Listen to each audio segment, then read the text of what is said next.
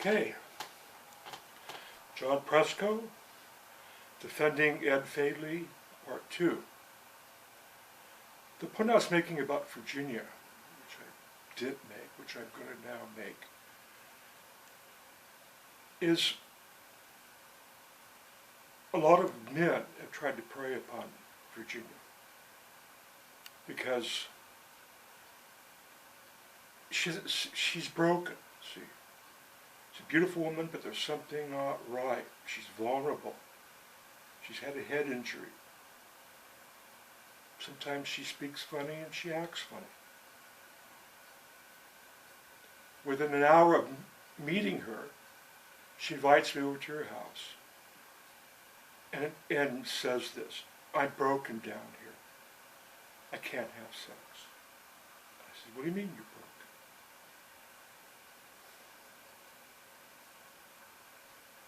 She said, "I was a terrible automobile accident. Almost died.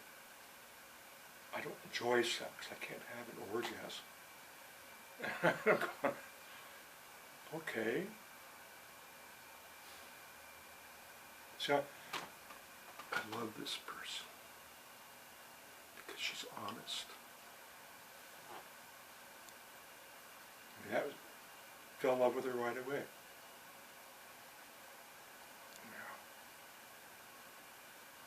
And I listened to her. I listened to her isolation, frustration. And she says, "I hope you don't go away because I'm not going to have sex with you." I said, "No, I'm not going to go away because I'm broken down here too." She says, "What do you mean?" I says, "Since I got sober, I'm not interested in sex because I used to drink to overcome the sexual abuse I experienced in my family. And I used to drink to get rid of my inhibitions. And only when I was drunk could I have sex. And the women were willing.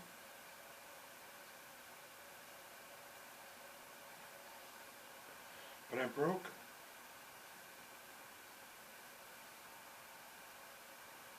So, what year was that? 97? This is my ex-fiance.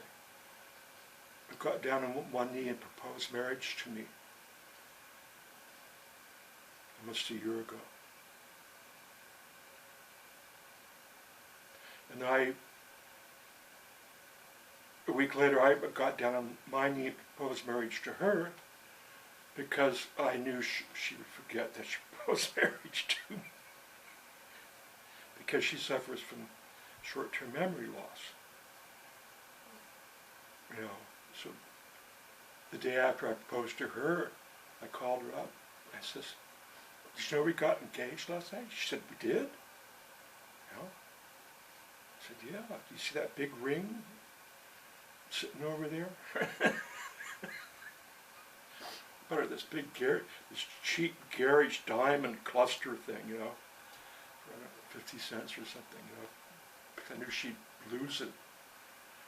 I bought in Virginia, I don't know, maybe 50 coats and 50 backpacks since I've known her, because she'd leave some. She'd go out to the beanery or the coffee shop, and she leaves them there. Oh, I don't, oh, bicycles, I would help her hunt down her bicycle she'd leave somewhere.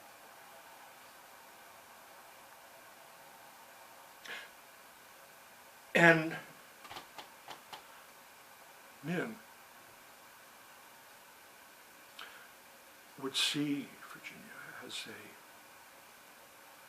piece of ass, an easy piece of ass. Incredible. People are such pigs. And they would think they got easy pickings. See, these are predators. See, they go after the sex and her money because she was kind of loose with that. She'd have it stuffed. She got a pretty sizable settlement for her accident. Should have had seatbelts on. So, go to the store and she couldn't have a wallet because she'd lose her wallet. I laugh because, you cry.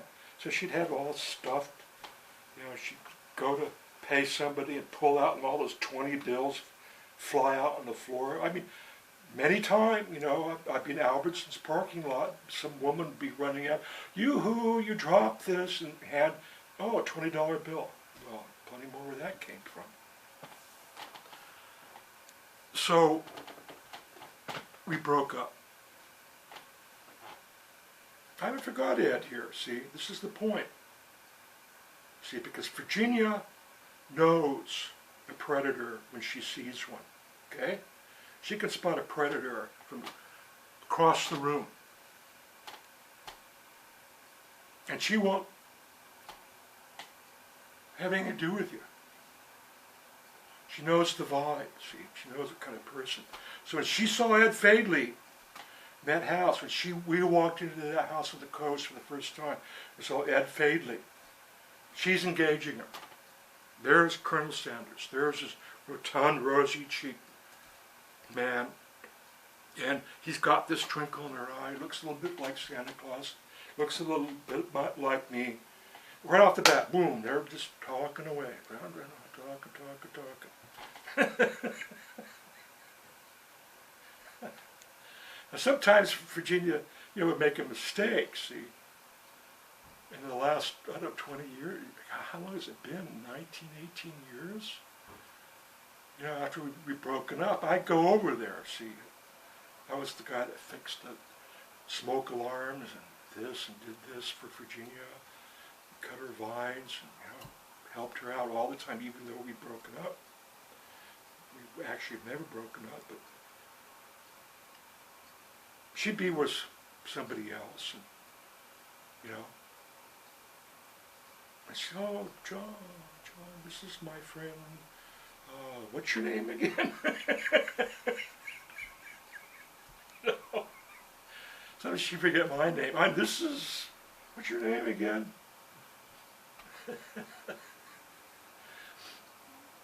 See, and I could tell she'd watch my reaction, and I'd always say something. Sooner or later, sometimes I just see how this develops and stuff, see if she catches it. But if she didn't, I'd say something. Or I'd give this guy a look that, hey, I'm on to you, guy. You know what, you just fucking head down the road.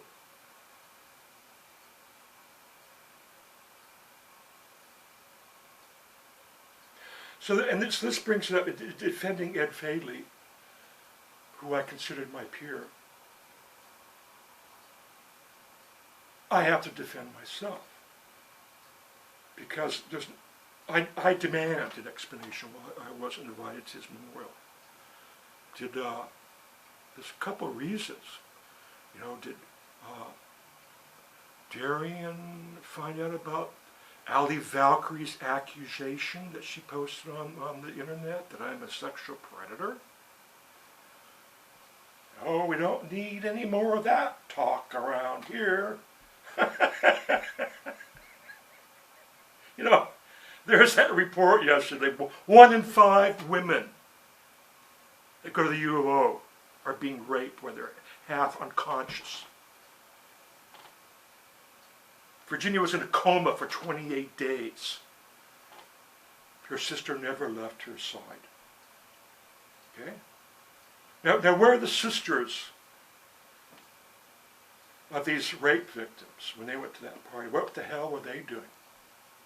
How come they weren't protecting these women that are being dragged off into these bedrooms at these frat parties or whatever, wherever this shit goes on, the rape fest, what are the sisters doing to protect their fellow sisters. You know. Oh! And what about the men? Huh?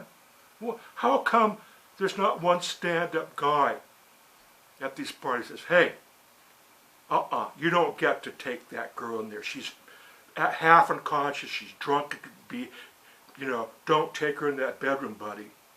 Where's that guy? Well, you're looking at him, see? You're looking at him. And Ed Fadeley was that kind of guy. Okay? See, but we don't exist anymore. Our kind is on the way out. It's because of this shit. Okay? Because this is covert, hidden, criminal activity that's going on an epidemic scale right here in this town. Well, in Springfield now. Epidemic. Rape going on all the time over there at the U of O. See it? People, they're feathering their nest and getting their little resumes or their little history legacies they're going to leave behind. Oh, he was such a wonderful educator. He loved those children. He took care of them like a mother goose. See, those people up there, at the top, are working on their fucking bios already, see? Oh, hear no evil, see no evil, Oh, he went to Harvard and he blah, blah, blah, and he graduated, he wrote the book on the blah, blah, blah, blah, blah. Meanwhile,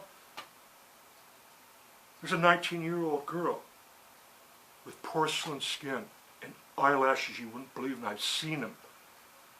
I was surrounded by them. For 10 years I lived up there.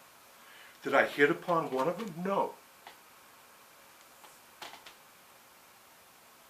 I was walking through the campus and this woman, about 24, comes up to me. Because I looked at these young, beautiful women. So I walked past and smiled. They smiled at me, I'm not going to stop looking. I'm an artist, for Christ's sakes, I've been surrounded by beautiful women. I look at them.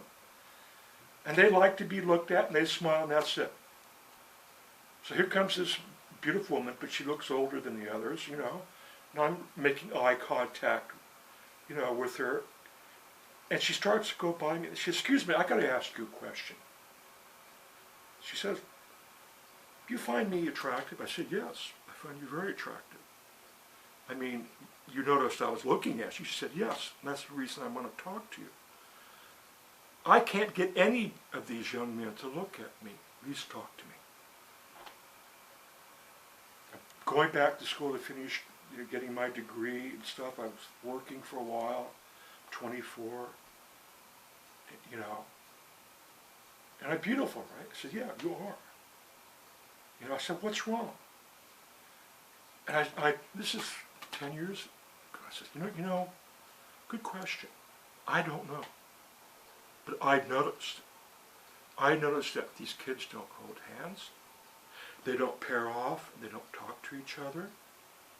You don't see a young man with a book of poetry. You don't see what you call seduction.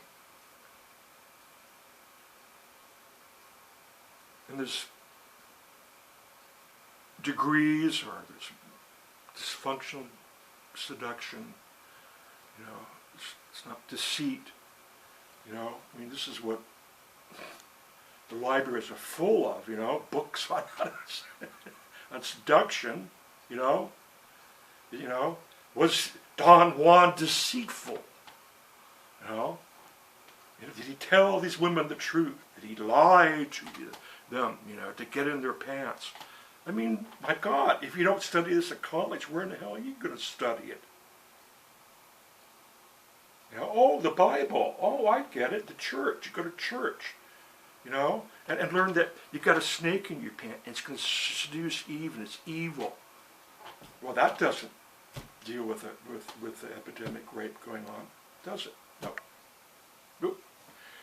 You know, it takes care of the people at the top, feathering their nests, you know, working on them by, oh, he was a substantial member of the church. In fact, became a minister, and he saw God on the hill and 1,000 lights, you know. You know. Meanwhile, you know, he's looking at these young faces, and they've all been raped. Or raped. So we're not going to do anything about it. But we're going to find the scapegoat, aren't we? Like Ed Fadeley and John Prescott. Elaborate acquaintances who had a mutual friend who was the head of education over here at the U of O, who wrote the definitive book on how to educate people. Was Mark Gaw giving, you know, healthy sexual lessons to these young co-eds? Was he pointing out the guys to watch out for? Was he being the mother hen?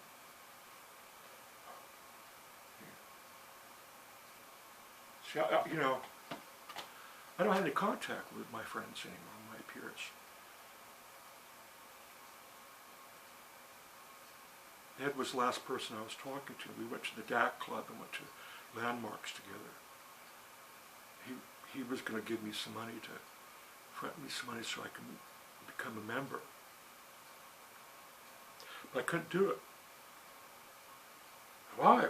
You know, there's money. Yeah. I says, no, I got this trust. I got these attorneys. And I couldn't tell them the real reason. And I'm going to tell you this camera right now. I've been on SSI since 1968. The year after I had a terrible accident on a massive dose of LSD when I fell on these rocks. And according to these seers, I died. No, that was the easy part. Coming back was horrendous, and it still is. Horrendous. Because, like the seers said, I saw heaven. I saw this entity that was sitting on a rock, with 1 foot in the water and the sand, and this beautiful phthalo blue robe full of stars, and there was galaxies in his hair. Never saw his face.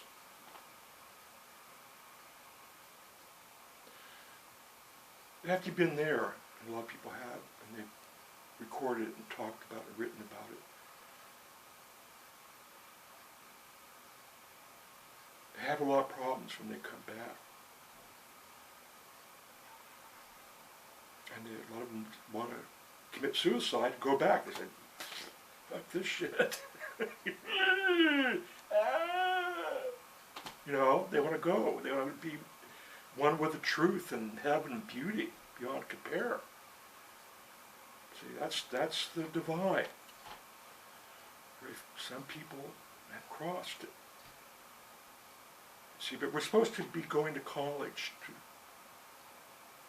behold beauty, capture beauty from the books we read, pour through the arguments. Does beauty really exist? Is it a figment of our imagination? Is humanity an ugly morass of illusion, violence beyond compare, total disrespect for womankind? This is what you go to college for. Oh, no, you don't. I'm sorry, you don't. You don't do that anymore. You go there because you want to make a lot of money like your parents have made. See? And the parents of these students have mortgaged their house because they were able to buy a house, the GI loan, and when it was only $12,000, and now it's worth $2 million. So they mortgage the house and send the kids off to school, put them in enormous debt, and they go, Where's my house? Where's my car? You know, where's my wife? You know, I want to get laid and have children. I want to do, you know. Well, no, because they, you know, it's not there. See, that GI loan on that house. See, that equity in that home. You know, you go into business, take a loan. It's not there. Not there for it. So heck, they'll just settle for the second best thing, you know. Nookie. I'm gonna get some nookie. Damn it, I deserve nookie. You know, my friend Virginia is the most brilliant comedian you're ever gonna meet. And too bad I can't record her, but you know, too bad I haven't. The performances she puts on, the little nuances, the things that come out of her mind are so funny, so ironic. So,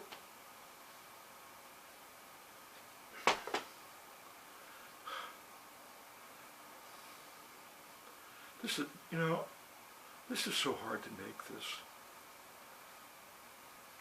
Because I left out the most important thing. That I should have put at the front. 6 days before I meet Belle Birch, I send this email to Darian and Ed.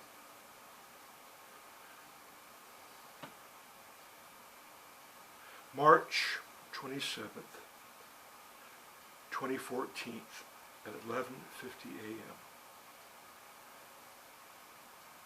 Hi Darian. If Ed can contribute any knowledge of Fairmont and George Miller, I sure would appreciate it, John. And then I give a link to my Bohemian blog, where I talk about Fairmont, saving the cottages there, meeting John Roos. I talk about saving Ken Kesey's cottage. See, that's the tie-in. Ed Fadeley and Darren Fadeley are part of this incredible history, this incredible drama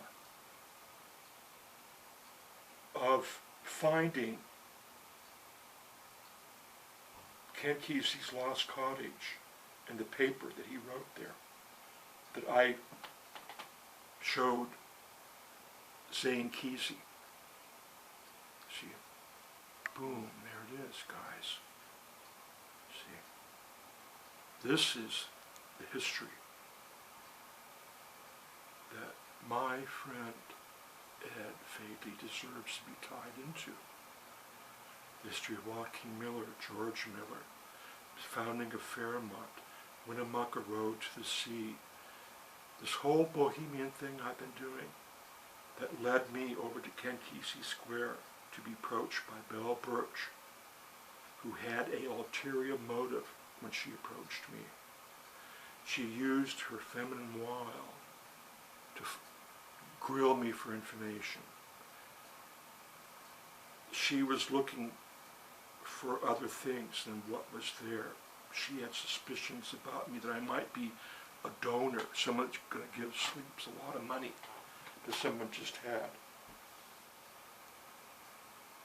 What I'm seeing is all of those hundreds of hours I spent over at the U of O library, all the research I've done, the thousands of hours I've blogged, putting this incredible history about Sleeping Beauty Princess who was named Rosamond.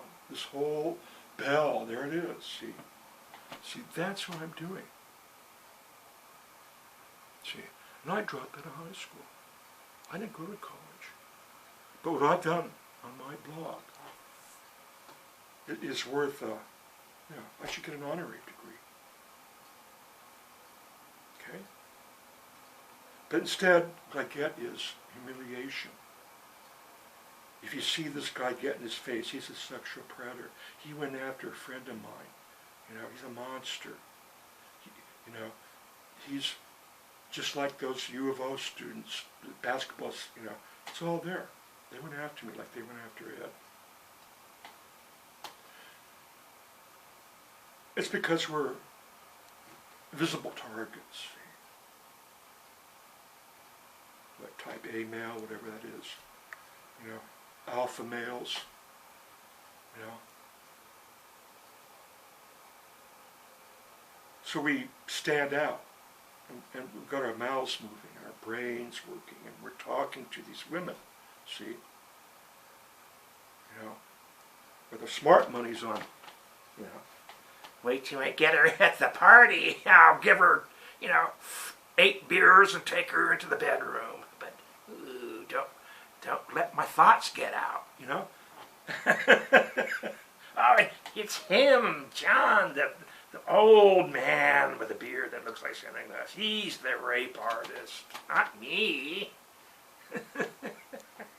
You know, there's no way that these administrators of the UO is going to write a letter to the parents of these sons, these men with boners, and say, you know,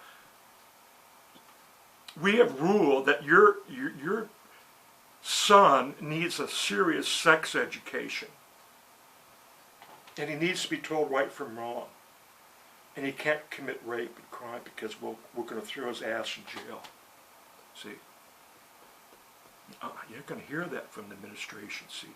See, when the sheriff crosses the road, the good men peel off after him, see? That's how society's supposed to work, see? You know, there goes the sheriff, shiny badge. He's outnumbered, it's high noon.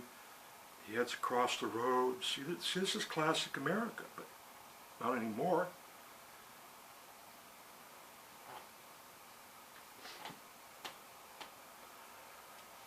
I talk about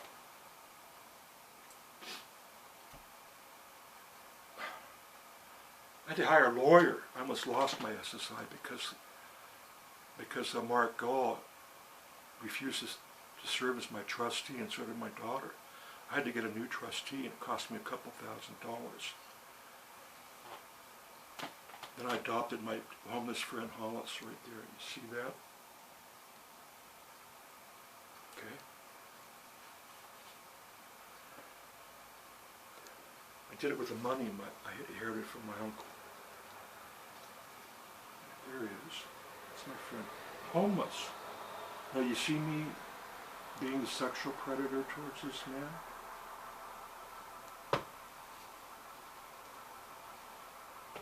You see me paying for his funeral, putting on a memorial for him that cost me a couple $100? No, you don't see that.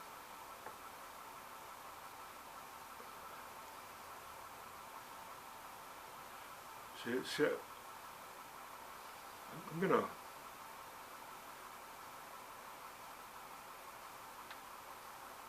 make an accompanying blog. See, I'm afraid that Darian will go after me with her attorneys.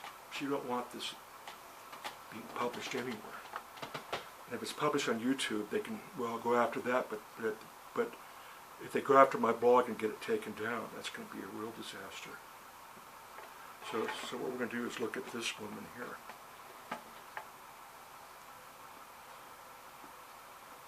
That's Michelle. I'm not going to give her last name. That's her son.